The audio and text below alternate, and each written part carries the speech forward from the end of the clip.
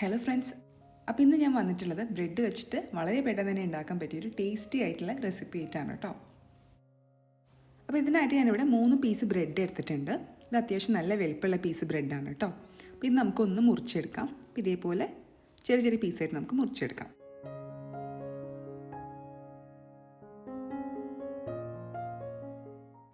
ഇനി നമുക്കിതൊന്ന് ടോസ്റ്റ് ചെയ്തെടുക്കണം. അപ്പോൾ അതിനായിട്ടൊരു പാൻ അടുപ്പത്തേക്ക് വെച്ചിട്ടുണ്ട്. അതിലേക്ക് നമുക്ക് കുറച്ച് എണ്ണ ഒഴിച്ച് കൊടുക്കാം.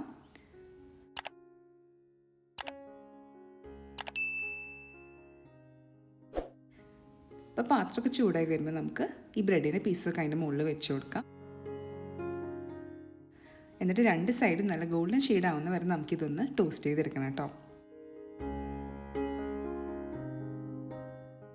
ഇപ്പോൾ ഇത് ഒരു സൈഡ് ആയിട്ടുണ്ട് കേട്ടോ. ഇനി നമുക്കിത് മറിച്ചിട്ട് കൊടുക്കാം.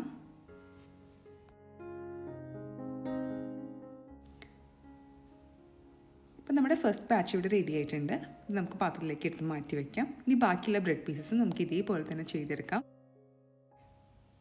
പിന്നെ നമ്മുടെ ചാനൽ ഇതുവരെ സബ്സ്ക്രൈബ് ചെയ്യാത്തവരൊക്കെ ഉണ്ടെങ്കിൽ നിങ്ങൾക്ക് ഇഷ്ടമാവുകയാണെങ്കിൽ നമ്മുടെ ചാനൽ സബ്സ്ക്രൈബ് ചെയ്യണം കേട്ടോ. അതിൻ്റെ തൊട്ടപ്പുറത്തുള്ള ബെൽ ബട്ടൺ പ്രസ് ചെയ്ത് അതിൽ ഓൾ സെലക്ട് ചെയ്യണം കേട്ടോ. എന്നാൽ മാത്രമേ ഞാൻ ഫ്യൂച്ചറിൽ വീഡിയോസ് ഇടുമ്പോൾ നിങ്ങൾക്ക് നോട്ടിഫിക്കേഷൻസ് ഒക്കെ കിട്ടുള്ളൂ.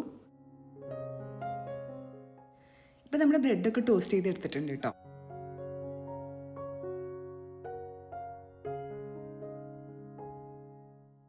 ഇനി നമുക്കൊരു പാൻ അടുപ്പത്തേക്ക് വെക്കാം. ഇത് ചൂടായി വരുമ്പോൾ നമുക്ക് കുറച്ച് ഓയിൽ ഒഴിച്ച് കൊടുക്കാം. ഞാനിപ്പോൾ സൺഫ്ലവർ ഓയിലാണ് കേട്ടോ യൂസ് ചെയ്തിരിക്കുന്നത്.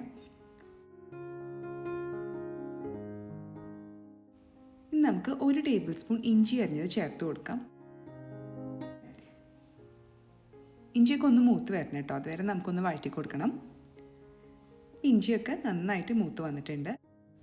ഇനി നമുക്കിതിനകത്തേക്ക് ഒരു വലിയ സവാള പൊടി പൊടി അരിഞ്ഞത് ചേർത്ത് കൊടുക്കാം. അതിൻ്റെ ഒപ്പം തന്നെ 1/2 ടീസ്പൂൺ ഉപ്പും കൂടി ചേർത്ത് കൊടുക്കാം. ഇത് നന്നായിട്ടൊന്ന് വഴറ്റിയെടുക്കാം. നമുക്ക് സവാളയൊക്കെ നല്ലപോലെ വഴറ്റി വരണം കേട്ടോ.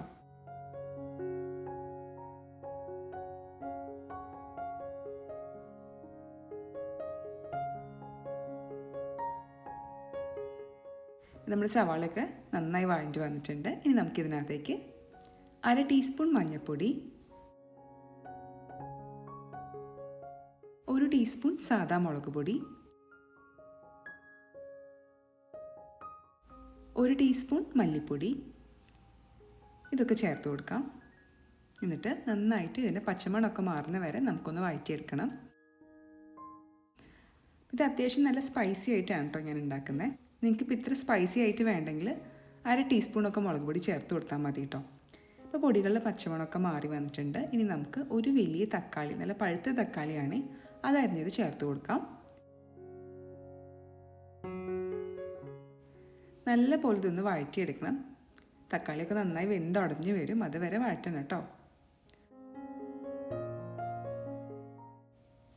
ഇപ്പം നമ്മുടെ തക്കാളിയൊക്കെ നന്നായി വെന്ത് വന്നിട്ടുണ്ട്. ഞാനിപ്പോൾ 1/2 ടീസ്പൂൺ ഗരം മസാലയും കുറച്ച് മല്ലിയിലയും കൂടി ചേർത്ത് കൊടുക്കുകയാണ് കേട്ടോ. മല്ലിയിലൊക്കെ ഓപ്ഷണലാണ്, നിങ്ങളുടെ കയ്യിൽ ഉണ്ടെങ്കിൽ മാത്രം ചേർത്താൽ മതി കേട്ടോ. ചേർക്കുകയാണെങ്കിൽ കുറച്ചുകൂടി ടേസ്റ്റൊക്കെ ഉണ്ടാവും. ഞാനിപ്പോൾ ഒരു മുട്ട പൊട്ടിച്ച് ഒഴിച്ചു കൊടുത്തിട്ടുണ്ട്. നിങ്ങൾ വെജിറ്റേറിയൻസ് ഒക്കെ ആണെങ്കിൽ ഈ സ്റ്റെപ്പ് ഒഴിവാക്കാം കേട്ടോ.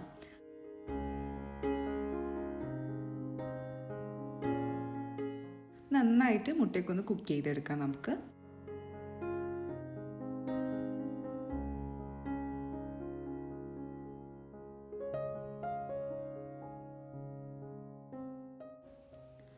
ഇനി നമ്മൾ ടോസ്റ്റ് ചെയ്ത് വെച്ചിരിക്കുന്ന ബ്രെഡ് പീസും കൂടി ചേർത്ത് കൊടുക്കാം. എന്നിട്ട് നന്നായിട്ട് ഇതൊന്ന് മിക്സ് ചെയ്തെടുക്കാം.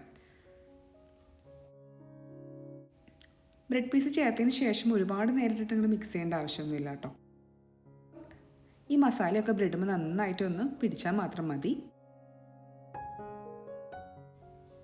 കുട്ടികൾക്കും വലിയവർക്കും ഒക്കെ ഒരേപോലെ ഇഷ്ടപ്പെടുന്ന ഒരു റെസിപ്പിയാണിത്. അപ്പോൾ ഉണ്ടാക്കി നോക്കിയിട്ട് നിങ്ങൾക്ക് ഇഷ്ടമാണെങ്കിൽ നമ്മുടെ ചാനൽ സബ്സ്ക്രൈബ് ചെയ്യാൻ മറക്കരുത് കേട്ടോ.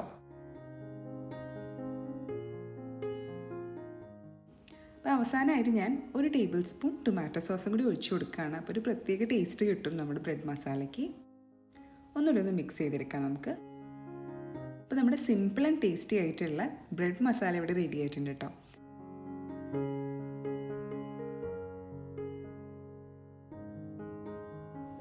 Thank you for watching. Bye bye.